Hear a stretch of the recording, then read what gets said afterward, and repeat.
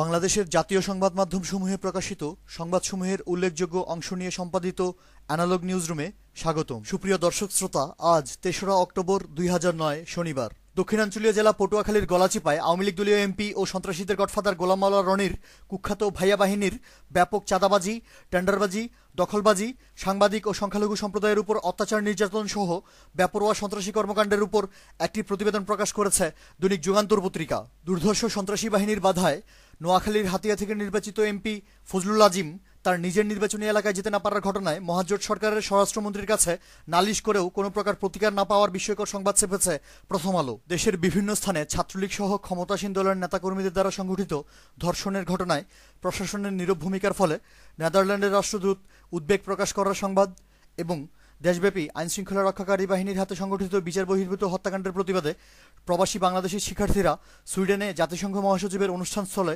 বিক্ষোভ প্রদর্শন করার খবর এসেছে ভোরের কাগজ, প্রথম আলো, নয়াদিগন্ত, জায়দিন ও bdnews24.com-এ। কক্সবাজারের উখিয়ায় সরকারদলীয় একজন নেতা ও তার ছেলেরা দায়িত্ব পালনরত পুলিশ সদস্যদেরকে মারধর করার সংবাদ।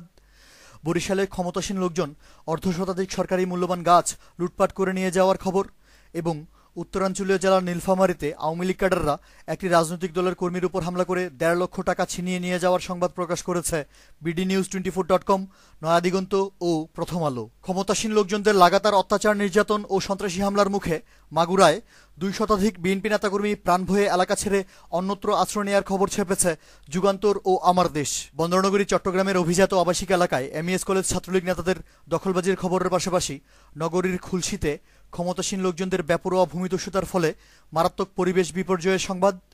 মাদারীপুরে সরকারদলীয় সন্ত্রাসীরা নিরীহ লোকজনদের ৬টি বাড়িঘরে হামলা ও ভাঙচুর করার খবর এবং লালমনিরহাট সদরে সরকারি মালিকানাধীন শতাধিক মূল্যবান গাছ আওয়ামী লীগ নেতাকর্মীরা লুটপাট করে নিয়ে যাওয়ার সংবাদ এসেছে প্রথম আলো, যুগান্তর, আমার দেশ ও bdnews24.com-এ। মাদক ব্যবসার উপর প্রতিবেদন প্রকাশ করার অপরাধে যশোরের মনিরামপুরে একটি জাতীয় দৈনিক পত্রিকার সাংবাদিকের কার্যালয়ে সন্ত্রাসী হামলার সংবাদ এবং রাজধানীর ড্যামরায় একজন সংবাদকর্মী নৃশংসভাবে খুন হওয়ার খবর প্রকাশিত হয়েছে আমার দেশ, জায়দিন ও আমাদের সময় পত্রিকায়।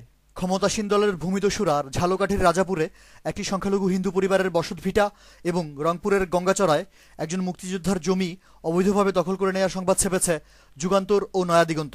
উত্তরাঞ্চলীয় জেলা বগুড়ায় গত ১ মাসে ১১টি হত্যাকাণ্ডের কথা উল্লেখ করে আইনশৃঙ্খলা পরিস্থিতির মারাত্মক অবনতির সংবাদ এবং পার্বত্য চট্টগ্রাম থেকে সেনাবাহিনীর প্রত্যাহারের পর হতে অরক্ষিত সীমান্ত দিয়ে প্রতিনিয়ত রোহিঙ্গা জনগোষ্ঠীর অবৈধ অনুপ্রবেশের খবর ছেপেছে প্রথম আলো, নয়াদিগন্ত ও আমার দেশ।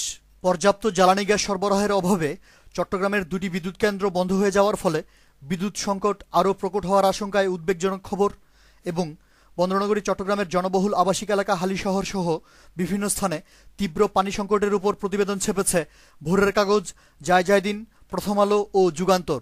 দেশের বিভিন্ন স্থানে ইউরিয়া সারের সংকটের পাশাপাশি দেশব্যাপী সারের ডিলার নিয়োগে ব্যাপক অনিয়ম ও দলীয়করণের খবর এসেছে প্রথম আলো এবং সমকাল পত্রিকায়। অ্যানালগ নিউজ আজ এ পর্যন্তই। আমাদের পরবর্তী নিউজ শোনার আমন্ত্রণ জানিয়ে আজকের মতো বিদায়। ধন্যবাদ।